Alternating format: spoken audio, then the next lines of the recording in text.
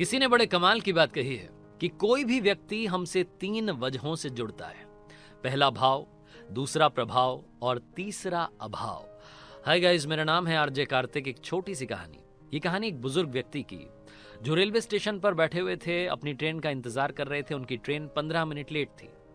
वो एक पुस्तक पढ़ रहे थे। तभी वहां पर एक न्यूलीवेड कपल आता है और वो पति पत्नी आपस में बात कर रहे होते हैं। कह रहे होते हैं कि अरे अच्छा हुआ हम टाइम पर पहुंच गए, हमारी ट्रेन लेट है, वरना तो हमारी ट्रेन मिस हो जाती। काफ़ी कुछ कह रहे होते हैं। पति जाकर के पानी की बोतल खरीदता है, फिर देखता है कि आसपास कहाँ बैठा जा सकता है। तो उसे दिखता है कि एक बेंच पर बुजुर्ग बैठे हुए हैं, कुछ पढ़ रहे हैं, उनके पास में जगह खाली है।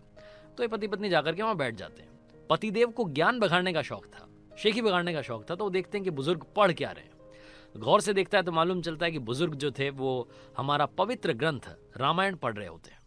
तो ये उन्हें ज्ञान देने लगता है कि अरे अंकल जी, कहाँ आप अभी तक पुरानी बातों में अटके हुए हैं, कहाँ आप अभी भी ग्रंथ पढ़ रहे हैं। रामायण को इतनी बार हम टीवी पर देख चुके हैं, इतने सारे सीरियल्स बन चुके हैं, आप अभी भी उन्हीं पुरानी बातों में।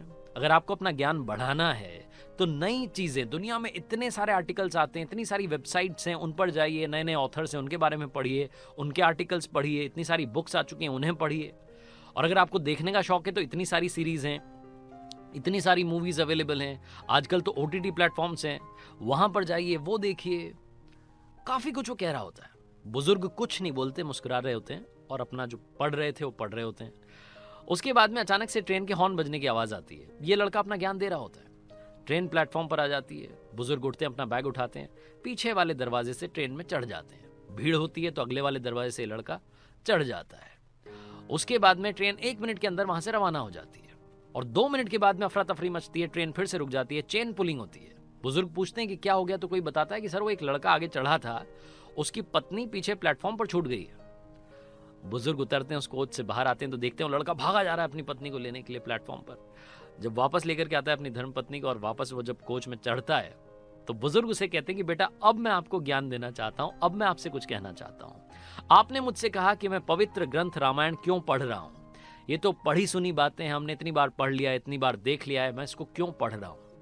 मैं इसको इसलिए पढ़ रहा था बेटा क्योंकि इससे हमेशा नया ज्ञान मिलता है। और अगर आपने ये रामायण पढ़ी होती तो आपको मालूम होता कि जब भी कभी यात्रा करें अपनी फैमिली के साथ में, अपने बच्चों के साथ में, पत्नी के साथ में, तो पहले उन्हें चढ़ाएं, उसके बाद में खुद को चढ़ना चाहिए। रामायण में किस्सा है और ये वहाँ पर दोहा है। जब प्रभु श्री राम रवाना होते हैं वनवास के लिए अपने छोटे भाई लक्ष्मण के साथ में और माता सीता के साथ में, तो सबसे पहले रथ पर माता सीता को चढ़ाते हैं। चढ़ी रथ सिय सहित दो भाई, चले हृदय अवधई सिरुनाई। और एक और इंसिडेंट आता है रामायण में, जब वो नदी पार करने के लिए अपने परम मित्र केवट की नाव में चढ़ते हैं, तब भी वो माता सीता को पहले नाव में चढ़ाते हैं। राम सखा तब नाव मंगाई, प्रिया चढ़ाई चढ़े रघुराई। अगर आपने पढ़ी होती रामायण तो आपको ये बात मालूम होती, लेकिन आपने तो पढ़ी नहीं थी, इसीलिए आप पहले चढ़ गए, अपनी मैडम को प्लेटफॉर्म पर छोड़ दिया। छोटी सी कहानी बहुत बड़ी बात सिखाती है। जिंदगी में हमेशा ग्रंथों को पढ़ते रहिए, काफ़ी कुछ सीखने को मिलेगा, आगे बढ़ने की शक्ति मिलेगी, रास्ता दिखेगा। और याद रखिए, जो हमारे पवित्र ग्रंथ हैं ये हमारे जीने का आधार हैं। आरजे कार्तिक बस यही कहेगा आखिरी में, जो हर बार कहता हूँ, ऊपर वाले के आशीर्वाद के साथ, अपनों के प्यार के साथ, हौसले के साथ, मेहनत के साथ कर दिखाओ कुछ ऐसा कि दुनिया करना चाहे आपके जैसा।